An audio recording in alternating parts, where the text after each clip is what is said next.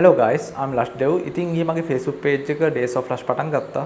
ඒකෙදි මගේ development journey එක, Craftable marketplace එකේ development, ඒ වගේම මම purchase contact gadgets වල user experience එක ඔය කට්ටියත් එක්ක බෙදාගෙන බලාපොරොත්තු වෙනවා.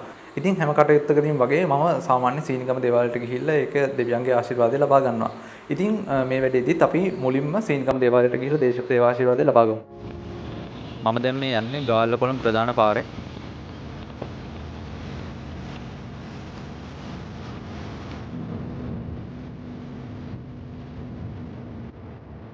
මේ මම සාමාන්‍යයෙන් සීනිගම යන්නේ උදේවරුවල තමයි. ඒත් අද දවසේ මගේ පොඩි වැඩ වගේ පැටිච්ච නිසා මේ අද දවසේ යනවා කියලා හිතාගත්ත නිසා මේ හවස යන්න තීරණය කරා. ඔය වලට ඈතින් නිකන් දූපතක් වගේ පේන්නේ සීනිගම මුහුදු දේවාලය. මම මේ සීනිගම දේවාලයට ආවා. දැන් අපි බලමු ඉස්සරහට ගිහිල්ලා මෙතන බයික් එක පාක් කරලා බයික් එක මෙතන පාක් කරලා ඊට පස්සේ දැන් අපි මල් ගියක් කරනවා. කීයක් කරනවා? 300ක්. කීයක් ඒ කියන්නේ හයක් කරනවා.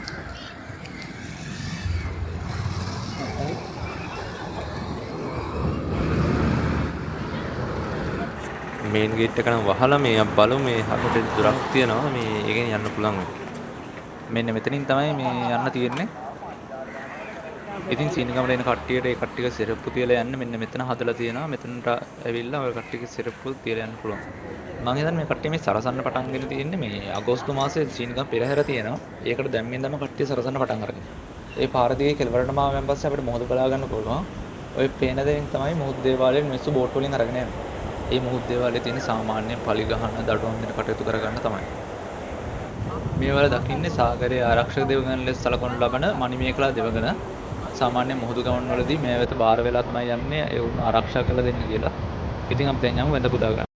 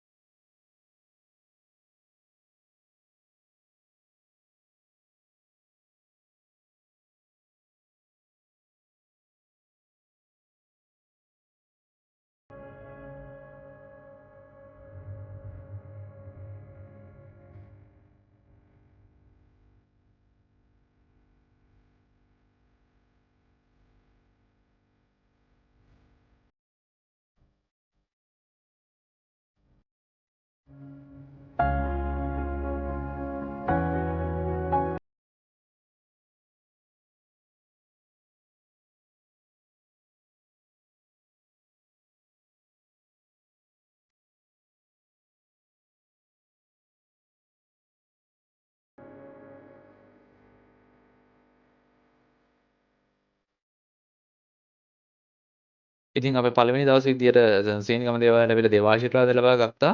ඉතින් මේ වීඩියෝ මෙතනින් ඉවර කරනවා. ඊළඟ වීඩියෝ එකදී අපි හම්බ වෙමු.